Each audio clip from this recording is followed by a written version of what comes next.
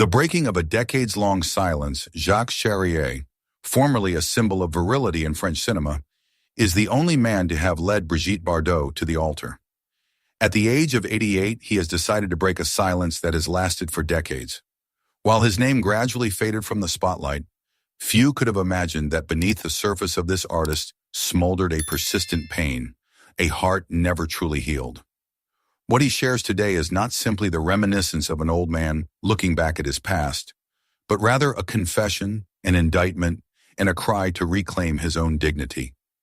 His life was tied to the most famous woman in France, Brigitte Bardot, not only by love, but also by a family tragedy that once shook the entire nation.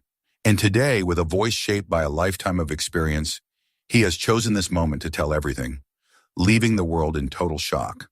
A rising star in a changing cinematic landscape, the man chosen by Bardot. In the vibrant 1950s, a new wind was blowing through French cinema. The new wave was revolutionizing storytelling, acting, and directing.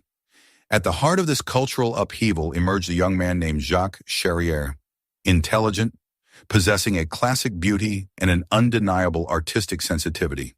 While many actors of the time were swept away by experimental cinema trends, Jacques stood out with a quiet intensity and a poetic reserve. And yet it was not just cinema that would define his destiny, but a woman. Not just any woman, but the woman of the era, Brigitte Bardot. Already an international icon, Bardot embodied sensuality, rebellion, and untamed femininity. But behind her wild beauty and magnetic charm, she was also a woman searching for something real, something grounded. It was on the set of Babette Goes to War, a light comedy set against the backdrop of war, that fate intervened. The fateful encounter in The Price of Fame Bardot, then one of the most coveted actresses in the world, crossed paths with Jacques Charrier, an emerging talent with only a few films to his credit. Unlike the men she had dated before, Roger Vadim, the avant-garde director who revealed her in And God Created Woman, or Sacha Distel, the Playboy musician, Jacques represented something else entirely.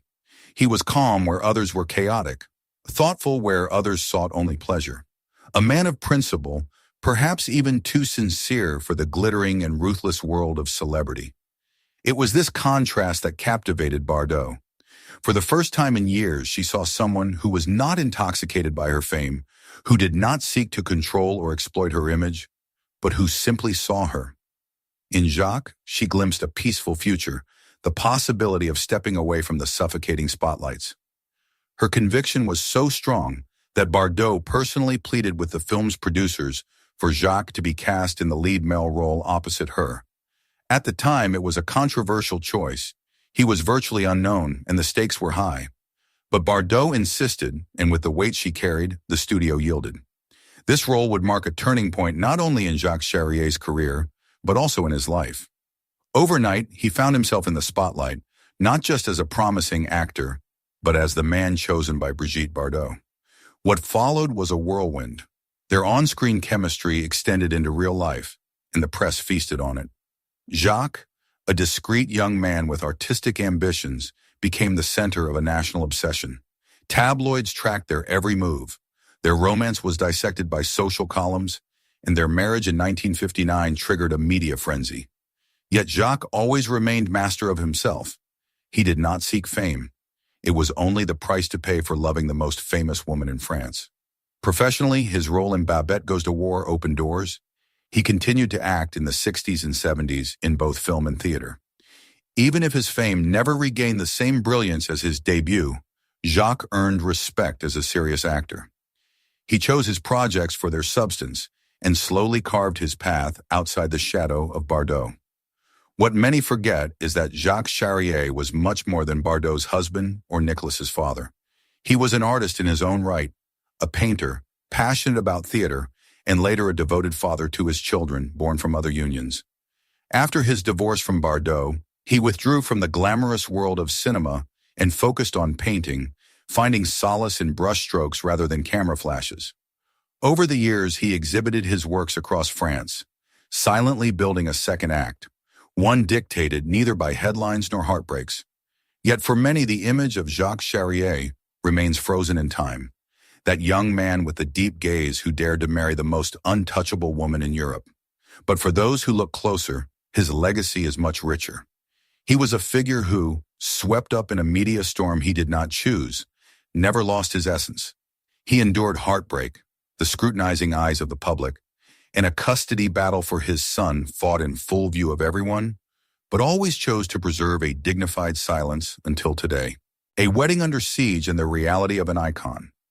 At 88 years old, Jacques Charrier no longer seeks to protect an image or meet public expectations. He now speaks from a place of clarity, maturity, and quiet strength.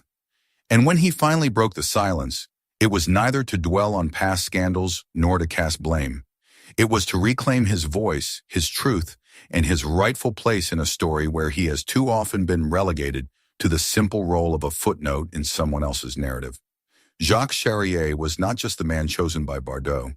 He was a man who chose dignity over drama, art over applause, and truth over tabloid noise. And that, in the end, is perhaps his greatest legacy, the marriage of an angel and a mortal. In June 1959, the peaceful commune of Louveciennes on the outskirts of Paris transformed into a media battlefield. The reason? Brigitte Bardot, the most photographed woman in France, a symbol of sensuality, rebellion, and freedom, was getting married. But this was no ordinary wedding, and Jacques Charrier, the man waiting for her at the altar, was about to enter a life he could never have fully imagined. More than 150 journalists swarmed the streets in front of the small town hall. Paparazzi climbed roofs and fences, desperate to capture a moment of the star. Flashes crackled like lightning, and the air vibrated with the cries of fans mixed with orders barked by security. Some journalists, determined to pass the barriers, did not hesitate to disguise themselves as plumbers or nuns, just to infiltrate the premises and get closer. The spectacle bordered on the absurd, but it had something mythical about it. The world was not just witnessing a celebrity wedding, it was witnessing the union of a goddess. Bardot, dressed in her now iconic gingham dress, a simple pink and white checkered pattern that would revolutionize bridal fashion, arrived not as a radiant bride but as a woman fulfilling an obligation. She did not smile openly. Her steps were measured, almost hesitant. She was not just marrying Jacques. She was surrendering once again to the myth the world had made of her. Jacques Charrier by her side was not fooled. He knew he was not just marrying a woman, he was marrying a phenomenon. Years later, he would say in a voice tinged with melancholy, "I believed that love could change people, but I didn't understand that I was marrying an icon, not a human being." And yet at that moment, he believed. He believed in love, in marriage, in a future together away from the media frenzy. And in the months that followed, as Bardot became pregnant with their son Nicolas, Jacques allowed himself to hope for a life built on something other than newspaper headlines. He saw fatherhood not as an obligation, but as a profound gift. He imagined a home, a family, a routine, a form of peace that Bardot had never really known. But for Brigitte, the pregnancy marked the beginning of an internal collapse. Far from the fairy tale expected by the world, she found herself plunged into anxiety and deep emotional distress. The very idea of motherhood terrified her. She struggled to reconcile her identity as a symbol of freedom and desire with the constraints of domestic life. In her memoirs, Bardot would later write frankly about her fear and resistance to becoming a mother, going as far as to confess that the idea of having a child filled her with terror. For Jacques, this was more than pain. It was a betrayal. "I never imagined that the woman I loved could reject our child even from the womb," he would confide years later. His dream of building a family, of sharing the joy and burden of parenthood with the woman he adored, was collapsing before his eyes. He saw Bardot, consumed by internal conflict, distancing herself emotionally from the pregnancy and from him. Their relationship, once romantic and intense, became strained and fragile. Behind closed doors, the distance between them grew, even as the outside world continued to idolize their union. And yet in public, they played their roles. The media, unaware of the private drama unfolding, continued to present them as the glamorous couple of the decade. But at home, silence often replaced conversation, and disenchantment set in. Jacques tried to fill this emotional void, But the more he reached out, the further Bardot seemed to drift away. In hindsight, the marriage of Jacques Charrier and Brigitte Bardot was more than a social event. It was the collision of two irreconcilable worlds. On one side, a man anchored in the ideals of love, family, and intimacy. On the other, a woman entirely absorbed by fame, always struggling to assert her individuality against the world's projections. The marriage of an angel and a mortal, as some have described it, did not fail for lack of affection. It failed because angels do not belong to this world, and because mortals, however devoted they may be, can never hold them back when fatherhood becomes a battlefield. The struggle for a son and the pain of rejection. In January 1960, Nicolas Jacques Charrier came into the world without fanfare, nor the warm embrace of a mother and father united by joy. On the contrary, his birth marked the beginning of a long and painful chapter in Jacques Charrier's life. What should have been a sacred and transformative moment for any parent quickly decomposed into a personal tragedy. A tragedy that would mark not only Jacques, but also the son he tried so hard to protect. Brigitte Bardot, crushed by the pressure of fame and trapped by the identity the public had imposed on her, simply did not want this child. During her pregnancy, she spoke openly about her fears and her aversion to motherhood. Her emotional detachment, which had already weakened her marriage, intensified after Nicolas's birth. She did not see motherhood as a blessing, but as a burden, even a punishment. This harsh and icy vision was totally opposed to Jacques Charrier's dream of founding a family based on love, stability, and presence. Jacques, for his part, was determined. He saw in Nicolas not only a son but a soul to protect, especially against the world's indifference and his mother's distant coldness. While the media frenzy intensified around them and the Bardot myth grew, Jacques struggled to preserve something real, the bond between a father and his child. I didn't want him to grow up feeling like a mistake. I didn't want him to believe he wasn't loved, he would say later. This conviction became the foundation of his entire life's meaning. In 1963, Jacques and Bardot officially divorced. The court granted him exclusive custody of Nicolas. Bardot, although his biological mother, was absent in everything that truly mattered. She rarely visited, made almost no effort to create a bond with her son, and maintained only a very thin thread of contact, usually through episodic gifts or impersonal letters. These gestures, far from being maternal, seemed more intended to soothe a guilty conscience than to show a true impulse of love. Jacques, meanwhile, made a choice that would define the rest of his life. He gave up a promising acting career to become a full-time father. He turned his back on roles, premieres, and public recognition for something much more fragile and precious, his son's emotional well-being. While others saw him as a man who had disappeared from the screen, Jacques was building another form of legacy, that of love, constancy, and silent resilience. Fame can wait, he once told a friend. Childhood cannot. However, the deepest wound came more than 3 decades later in 1996. Brigitte Bardot published her memoirs, Initiales BB, a thunderclap that reopened old wounds and dug new ones. In its pages, Bardot described Nicolas' birth as a terrible mistake and the worst nightmare of my life. The words were brutal, cold, chilling. For Jacques, these were not just thoughtless phrases, it was a stab to the heart. For Nicolas, it was the revelation that his mother had never seen him as a blessing, but only as a burden. Jacques, in a gesture of silent nobility, chose not to react publicly at the time. He had always been discreet, protective, and deeply reserved regarding his son, but internally the silence was deafening. He was furious, devastated, overwhelmed with grief. I screamed inside. He would later confide privately, not just for myself, but for Nicolas, for every moment he had to live with this truth. He saw his son, already marked by years of emotional distance from his mother, now confronted with the raw truth of her public rejection. There was no longer any way to protect him from this pain. Jacques had spent decades trying to fill the void left by Bardot, but these words had reopened the wound with a violence no father should have to endure. Yet Jacques remained master of himself in public. He never replied with bitterness. He never washed his dirty laundry on television or in magazines. His priority remained the same, Nicolas. Even in the face of humiliation, he refused to turn his son into a pawn in a public conflict. Dignity, he once said, is what I owe my son, even if the world has nothing to offer us. Today, the story of Jacques Charrier's fight for his child resonates not because of scandal, but because of love. A rare, unwavering love that has resisted abandonment, media distortions, and heartaches. He was the man who stayed when everyone else left. The man who chose bedtime stories over scripts, soccer matches over social galas, and the man who taught his son above all that being desired and being loved do not always coincide, but that one can fight to make them meet.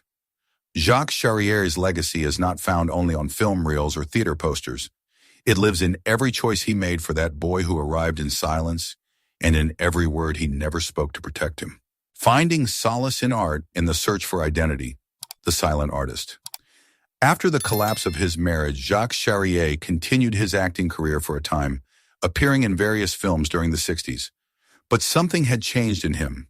No role, no matter how well written or artistically crafted, seemed able to hold his interest for long. The spotlights, once a symbol of promise and possibility, now felt like a cage. A cage that reminded him too much of everything he had lost.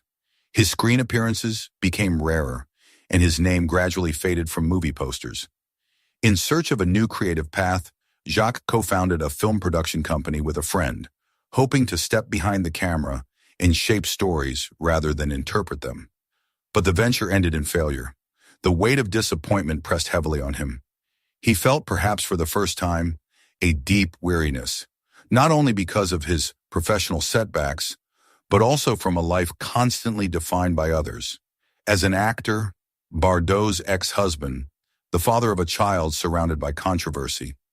It was then, in the calm after the disillusionment, that Jacques made a bold decision to return to his first and deepest passion, painting. Unlike the applause of the public or the critiques of directors, painting offered no immediate gratification. It was slow, intimate, and brutally honest. And it was exactly what Jacques needed. He re-enrolled in the École des Beaux-Arts in Paris, starting from scratch among young students who were unaware they were sharing a classroom with a former movie star. He didn't care. For the first time in years, he was no longer playing a role for anyone. The canvas became his confessional. His work stood out radically from the glamorous and technicolor world of 1960s French cinema. These paintings were sober, muted, imbued with shadow and introspection. They were less a demonstration of technique than a work of memory. Every brushstroke seemed to bring up a part of himself he had long buried, his sadness, his desire, his resilience. These were not the works of a man seeking fame, but those of a man seeking identity beyond the gaze of others. Over the years, Jacques organized small exhibitions in France, Switzerland, and even Japan. Gradually, a discreet recognition set in. Critics and collectors no longer saw him only as Brigitte Bardot's ex-husband. They saw an artist in his own right, a singular voice marked by nuance, vulnerability, and depth. "I no longer need anyone else to define who I am," he once told a journalist during a modest opening. "I paint to be myself." A new chapter in the arrival of true serenity, a late love and life after the storm. For much of his life, Jacques Charrier was defined by the intensity of his early fame and his tumultuous relationship with Brigitte Bardot. But as time passed and the media's gaze turned elsewhere, Jacques received a rare gift, the opportunity to rebuild his identity, to reshape his life away from the spotlights. After his divorce from Bardot, Jacques sought stability and a new beginning. He married France Louis Dreyfus, daughter of the powerful Louis Dreyfus family, one of the most iconic names in the French business world. This union brought him another type of life, more private, more structured, anchored in tradition. Together they had 2 daughters, and for a time, it seemed that Jacques had finally found the domestic peace he had so missed during his stormy first marriage. But even this chapter eventually closed. Life, with its unpredictable twists, led him to another marriage in which he welcomed his 4th child, another daughter. Jacques was now the father of 4 children, 2 sons, 2 daughters, each reflecting a different period of his existence. But true emotional peace, the kind that soothes a tormented soul, did not arrive until much later. In a turn of fate, as unexpected as it was moving, it came to him from a distant land and a woman far removed from the world of celebrities. Makiko, a Japanese photographer with a peaceful temperament and a keen eye. Makiko knew little of Brigitte Bardot, and even less of the headlines that had followed Jacques like a shadow. To her, Jacques was not the man who had married Bardot, nor a tabloid figure or a relic of 1950s fame. He was simply Jacques, a thoughtful, talented, emotionally sensitive man with a soft heart and a deep love for art. Their paths crossed by chance, and what began as a shared admiration for creativity transformed into a deeper connection based on mutual respect, serenity, and a desire for simplicity. In 2009, Jacques and Makiko married without paparazzi or press, but with the quiet dignity of two souls choosing each other without fanfare. They settled in Saint-Brieuc-sur-Mer, a peaceful coastal town in Brittany. There, Jacques returned to what had always brought him healing: painting. Every day he walked along the wild coastline, breathing in the salty sea air, then returned to his studio where colors and memories came to life on the canvas. Makiko, always respectful of his rhythm and space, became not only his life companion, but also his confidant. "No one talks to me about the past anymore," Jacques confided during a rare interview. "We live in the present, and that is enough to heal." Final words and a legacy of the heart.